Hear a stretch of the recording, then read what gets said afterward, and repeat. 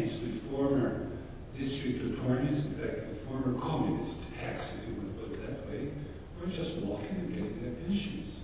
And you have this scenario all over Eastern Europe.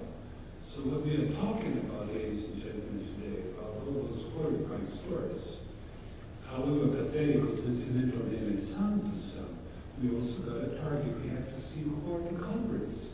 To my modest knowledge, and here's a lawyer sitting next to me, and I'm a political scientist, but I happen to know this clause rather well.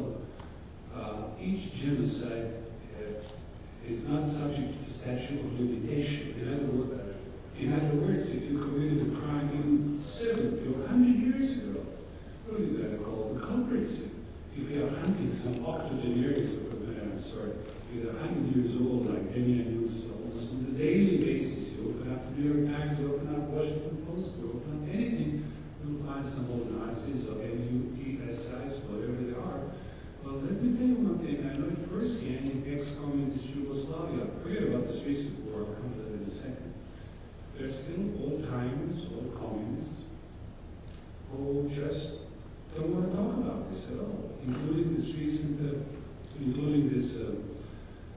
the order of death, if I can put it that way, in what used to be the Donau-Slavian area, and which is now northern part of Serbia and eastern part of Croatia.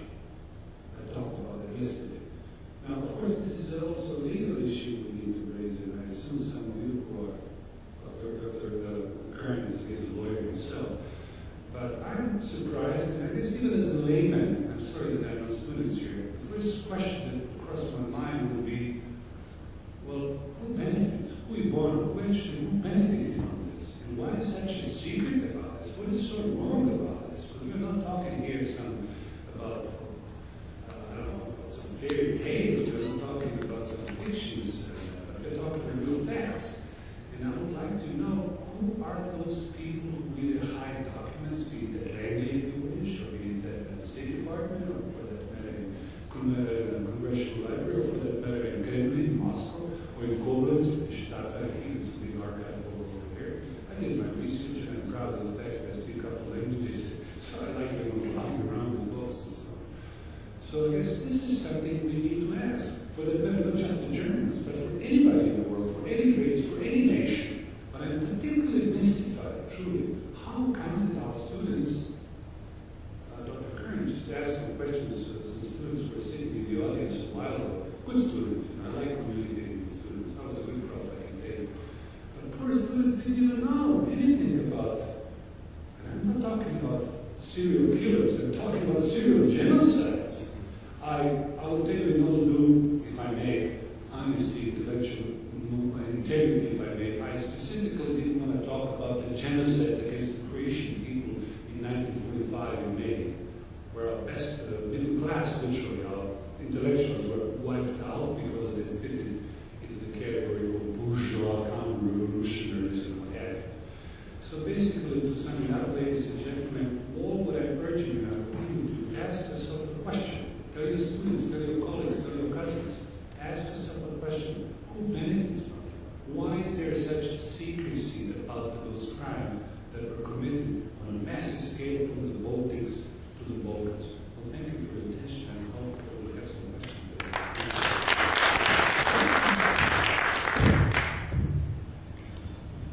My name is Andreas Wesserle. I talked to you before a few hours ago, and I don't wish to repeat my analysis, but I again fully concur with Dr. Sunic that one especially bad place in the political geography in Europe is the former Soviet zone of Germany, the German Democratic Republic, and became part of Western Germany more or less in 1989, 1990, 91. And you walk around there, there's still all kinds of, I call them communist saints, statues of communist saints standing around. For instance, in Weimar. Weimar is one of the greatest centers of culture in Europe, you know. And you walk down the various streets, especially the main street from the railroad to the National Theater. There are all kinds of communists standing there saying, I'll Stalin, and they're being adored by today's pusillanimous government in West Germany or in Berlin, who are too sick and too short-sighted to remove those disgusting examples of the former past.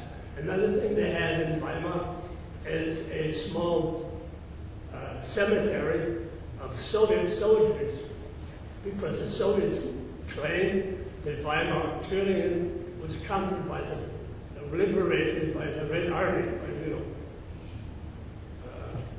raping women and so on. Of course, it was not. Weimar was conquered by the American Army, and then they withdrew. They were stupid.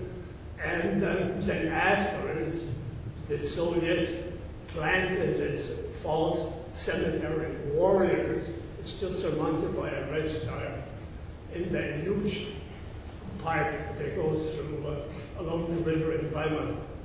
And nobody's officially talking about that. I talked to various inhabitants of Weimar. I told them, why don't you get rid of this stinking Soviet cemetery? And they said, yes, we're going to, we'd like to. And I've been telling them that for the past 12 years, and they haven't done it yet. And the reason they haven't done it yet is that the politicians in Berlin are too weak, too short-sighted, too pusillanimous, and too much under the control of the lack of sovereignty of the German state to do anything. They're too chicken to remove these Soviet soldiers from that cemetery. Another thing I would like to say, which has nothing to do with what I just said, the Forgotten Genocide affected not just Germany and Czechoslovakia and Yugoslavia, Poland and so on, but it took place from northern Finland and from eastern Finland, from Karelia all the way down to Bulgaria. And something like at least 21 million people were kicked out or killed. And this is, by absolute standards, the worst genocide that the world has ever seen. Worse even than the one that took place in 1947, 1948 in India and Pakistan, when they were killing each other, especially the Hindus were killing the Muslims and driving them out of northern and central India into the new state of Pakistan. And millions of people were killed.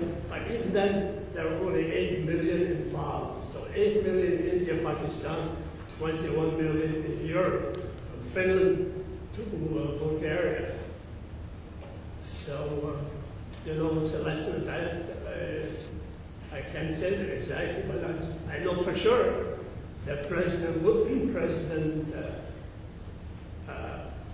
what's his name, Franklin Roosevelt, was a very happy participant, a very happy mass murderer, together with his very good friend Stalin, for whom he wanted to share the world with whom he met very happily at the conferences of Tehran in 1943, in Yalta in February 1945, and Truman in 1945 in Potsdam. That's all I have to say, ladies and gentlemen. Thank you. I am Rudolf Pueschel. I gave a presentation expressing disappointment about the fact that the German Bund-Vertriebenen Federation of Expellees and its chairperson, after 10 years of struggle, had to give up an idea of building a German monument, memorial, honoring the German expellees.